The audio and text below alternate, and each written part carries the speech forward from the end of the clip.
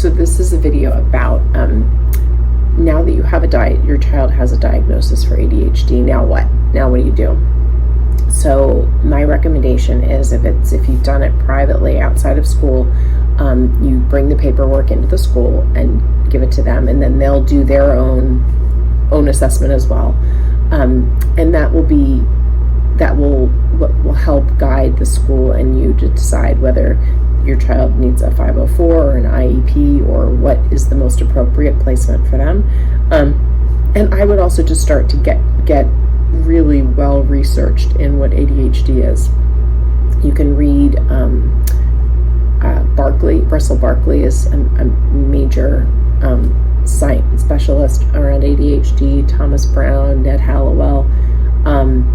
These are all people who have been in the space for a long time and have books and all sorts of resources. Jessica McCabe has a YouTube channel called How to ADHD, and they're little short videos, but they give little tips about what to do and how to help support and different strategies and tools you can use. There's also a website called ADDA, which I think they also have a magazine, but they'll send like articles to you once a day that you can read about different ways to support your child.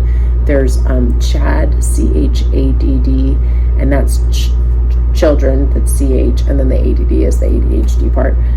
And it's all about supporting kids with ADHD.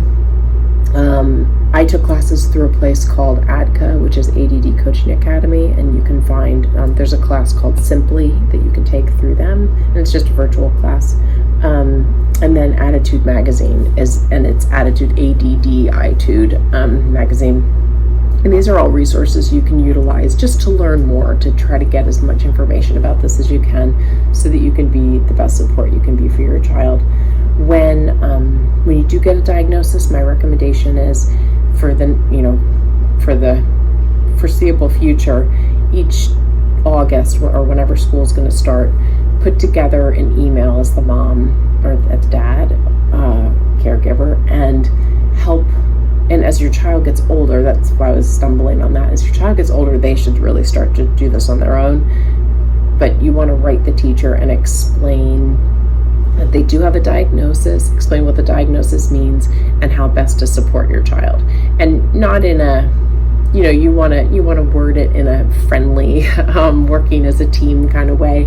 But it does help a teacher to know. It really helps if my child is not seated by the window, or it's really best if you don't put my child next to their best friend Sam, because they'll talk all day long or whatever it is, right? And as your child maybe reaches 5th or 6th grade, you can start to write it with them so that they can start to take the ownership of that self-advocacy, because we want them, as they get older, to feel comfortable saying, this is what I need, this is what support, this is the learning environment that works the best for me and I feel the most supported in, so that they can continue to do that into their adulthood, because that's really important. Let me just look at my little notes here. And then with your child, just dig into and get curious about what works for them, what doesn't work for them. Are they a person who needs, a lot of stimulation in their environment? Is it better if they don't have stimulation in their environment? Do they need to exercise before they try to do their homework? Do they need to snack before they do their homework? Do they need to do their homework and then have a reward after? Just experiment with things and get curious about it, and without any judgment, because you might not be the same as they are, and that's okay.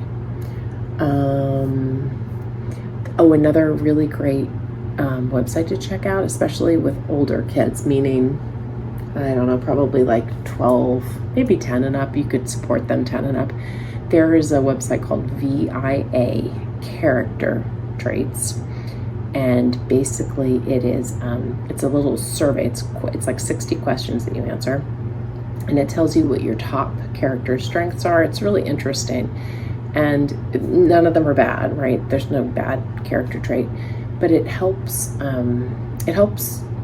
kids to sort of see what's special about them, and then you can work toward their strengths instead of toward their weaknesses. So let's pretend your child's one of their top strengths is creativity, and maybe the next top strength is social emotional intelligence.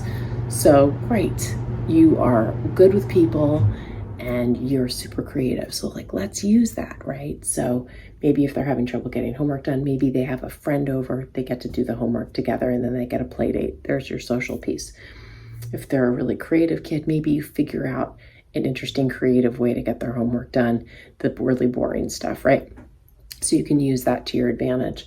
Yeah, those are just a few thoughts around once you do get a diagnosis, how you can help support your child. And again, I have a ton of videos on my website, and feel free to check that out. It's www.katechasman.com. And I have videos, but then there's so many videos on YouTube that you can start to research and figure out ways to best support them. All right, thanks.